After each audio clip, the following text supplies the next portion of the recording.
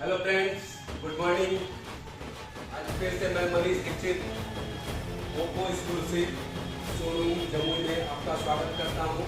Friends, आज हम बात करने वाले हैं ओप्पो के सबसे प्रीमियम सीरीज फाइंड X9 के बारे में।